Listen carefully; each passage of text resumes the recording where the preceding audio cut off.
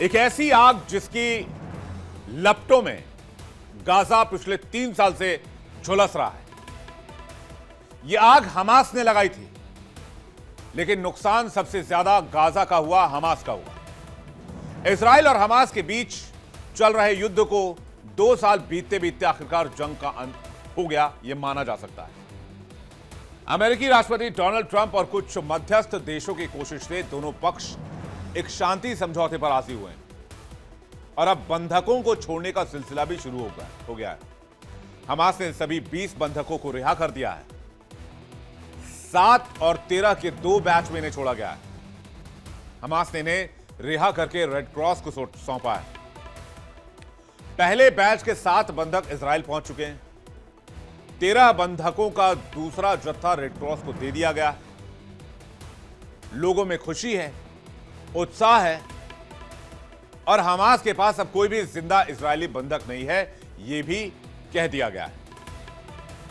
Hamas आज ही 28 Israeli शवों को भी सौंपेगा। इसके बदले में इजराइल आज 250 फिलिस्तीनी कैदियों को रिहा करेगा। अपनों के वापस लौटने का इंतजार परिवार के लोग कर रहे हैं। तेल अवीव में लोग जमा हैं। गाजा में 2 साल की कैद के बाद हमास की तरफ से 7 इजरायली बंधकों की रिहाई के बाद शहर के होस्टेल स्क्वायर पर झंडों, फूलों और वेलकम होम के नारों की गूंज सुनाई दी है। और जब ये पूरी घटनाक्रम चल रही है तो वहां पर डोनाल्ड ट्रंप मौजूद है। ये तस्वीरें देखिए आप जो इस वक्त देख रहे हैं, ये आईडीएफ की तस्वीर है, इजरायली डिफेंस फोर्स की तस्वीर है और जो उन बंधकों को लेकर आई है इसकी ये तस्वीर। हेलीकॉप्टर के जरिए बंधकों को रेड क्रॉस के पास पहुंचाया गया। बंधक पहले परिवार से मिलेंगे, फिर उनका मेडिकल चेकअप किया जाएगा। इसलिए इजराइल आज खुशी के आंसू में डूबा हुआ है।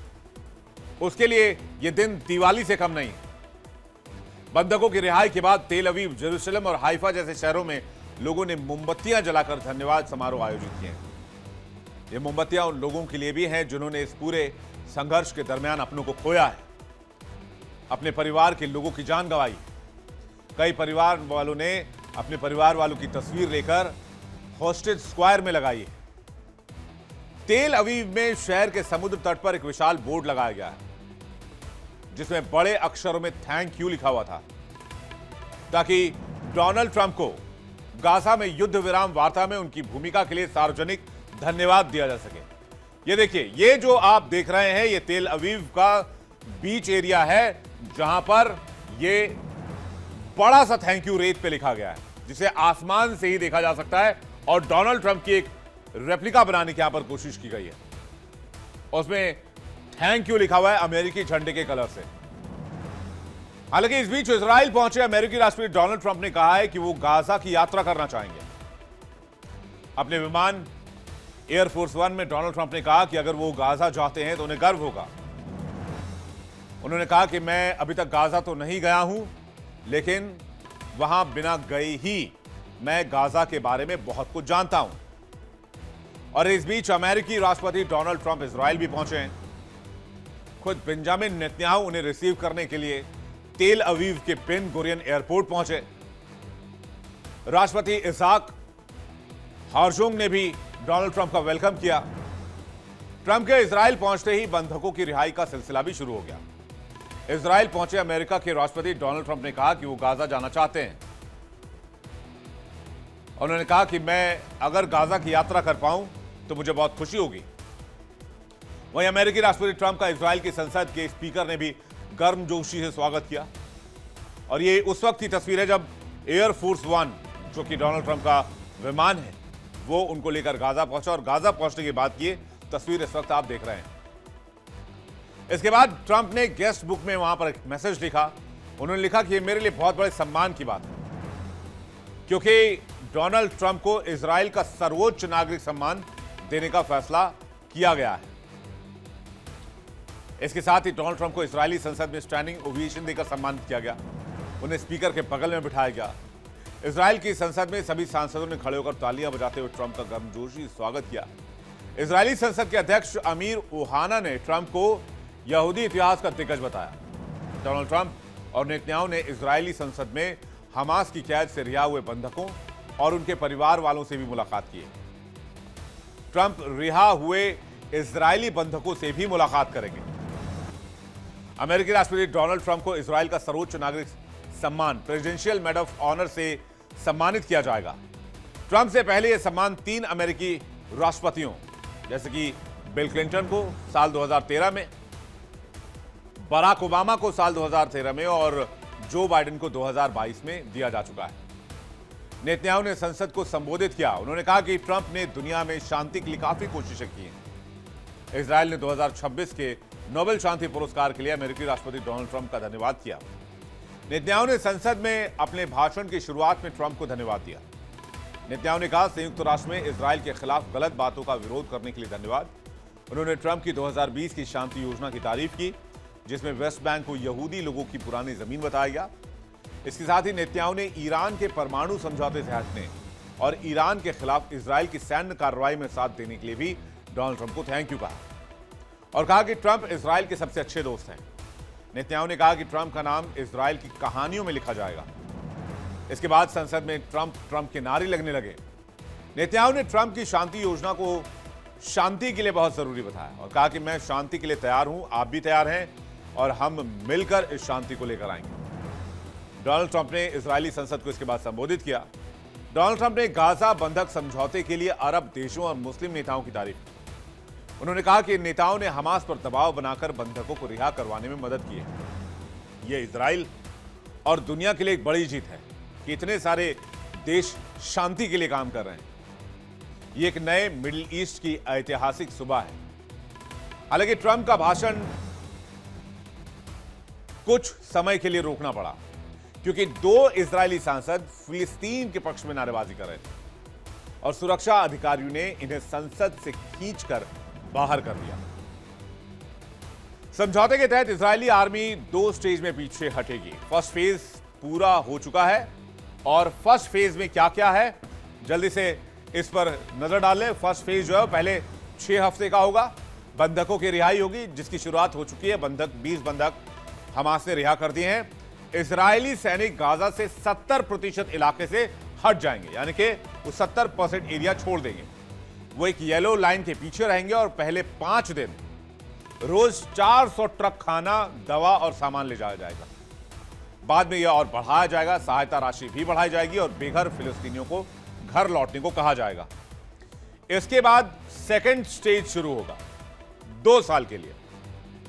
इजराइल बाकी 30% इलाके से भी सैनिक हटाएगा। मिस्र, कतर, तुर्की, यूएई और अमेरिका की फोर्स यहां सुरक्षा का जिम्मा संभालेगी। गाजा की नई सरकार पर बातचीत होगी। तो ये जो है फॉर्मेशन है अगले 2.5 साल के लिए। पहले 6 महीने फर्स्ट फेज और सेकंड स्टेज या सेकंड फेज कह सकते हैं बाद के 2 साल, क्योंकि गाजा को सबसे पहले भी मरहम पट्टी और रोटी कपड़ा मकान चाहिए। तीसरी कोई चीज नहीं चाहिए। अभी शुरुआत के 6 महीने इसी पर काम करना होगा। अब आपको दिखाते हैं उन बंधकों की तस्वीर जिन्हें हमास ने रिहा किया है, जो 2 साल से हमास की कैद में थे। बंधकों के लिए, परिवार के लिए यह बहुत खुशी का पल है, बहुत अद्भुत पल है, जिसका इंतजार वो 2 साल से लगातार कर रहे थे। अब सोचिए हमास की कैद में रहना, एक एक सेकंड इन पर कितना भारी पड़ रहा होगा, ये समझा जा सकता है। ये हैं वो लोग जो इस वक्त आप देख रहे हैं और रेड क्रॉस की बस भी आप देख सकते हैं। बंधकों की रिहाई के साथ गाजा के भविष्य पर सवाल मंडराने लगे हैं, क्योंकि इजराइल और हमास के बीच अब तक के सबसे भीषण युद्ध ने फिलिस्तीन को मलबे में तब्दील कर दिया है। 90% कंस्ट्रक्शन खत्म हो चुका है, लेकिन युद्ध समाप्त होने के साथ अकालग्रस्त गाजा में मानवीय सहायता की भी भारी बढ़ोतरी की उम्मीद है, जहां लाखों लोग अभी भी बेघर हैं।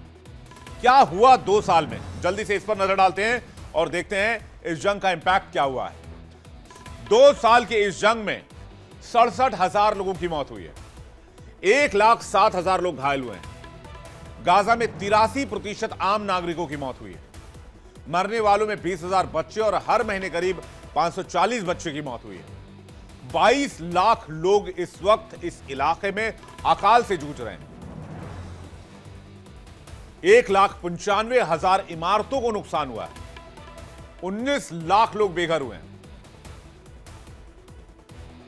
यानी गाजा पूरी तरीके से खत्म हो चुका है, इसको दोबारा से तैयार करना होगा। और ये तस्वीरें जो सामने आई हैं, ये उन इजरायली बंधकों की हैं जिन्हें हमास ने कैप्टिव बना लिया था, बंधक बना लिया था।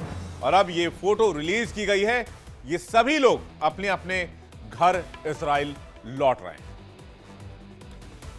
7 अक्टूबर 2023 से पहले की गाजा की तस्वीर को अगर आप देखेंगे तो एक जीता जागता शहर, उम्मीदों से भरा शहर, रोजमर्रा की मुश्किलों के बावजूद बेहतर भविष्य की तलाश में जीता शहर।